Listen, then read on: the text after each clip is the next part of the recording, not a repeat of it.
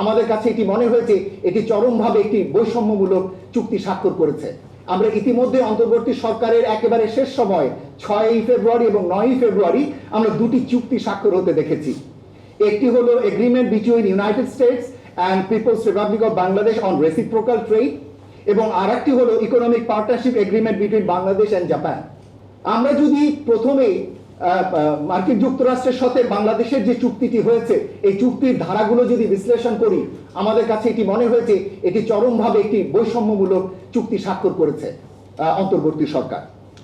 এর যে ডিসক্রিমিনেটরি আর্টিকেলগুলো রয়েছে, যে ইম্পোর্ট লাইসেন্সিং করা যাবে না, টেকনিক্যাল রেগুলেশন, স্ট্যান্ডার্ডস এবং কনফর্মিটি অ্যাসেসমেন্টের ক্ষেত্রে মার্কিন যুক্তরাষ্ট্রের কোম্পানিগুলোকে সুবিধা দেওয়ার কথা বলা হয়েছে। একদিকে বাংলাদেশ ধাপে ধাপে শূন্য শুল্কে যাবে, আবার অন্যদিকে বলা হচ্ছে যে মার্কিন যুক্তরাষ্ট্রে বাংলাদেশের পণ্য রেসিপ্রোকাল ট্যারিফের ভিতরে থাকবে, অ্যাডভেলেবল ট্যারিফের ভিতরে থাকবে, আবার সেই জায়গায় কোনো ব্যত্যয় হলে আরো বাড়তি শুল্ক বাংলাদেশের উপরে আরো হতে পারে, সেই জায়গাটি সেখানে বলা হয়েছে। এটি আমাদের কাছে চরমভাবে বৈষম্যমূলক মনে হয়েছে।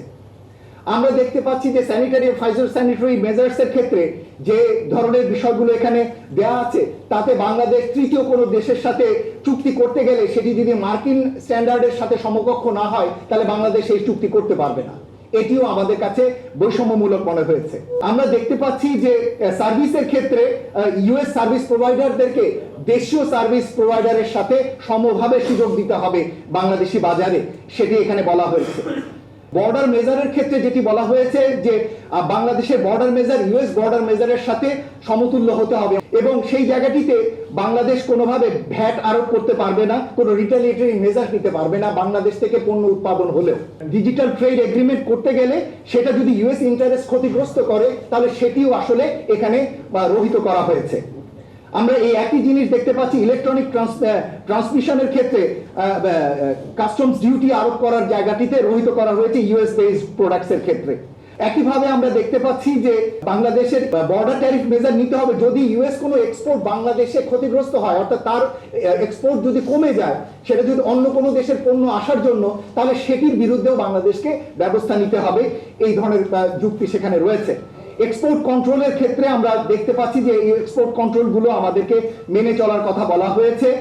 আমাদেরকে ডিউটি ইভেশন এগ্রিমেন্ট করতে বলা হয়েছে। আমাদেরকে direct investment of critical minerals এর সুযোগ করে দিতে হবে। এটি শুধু এনার্জি না, ক্রিটিক্যাল মিনারেলস এর সুযোগটিও তাদেরকে করে দিতে হবে।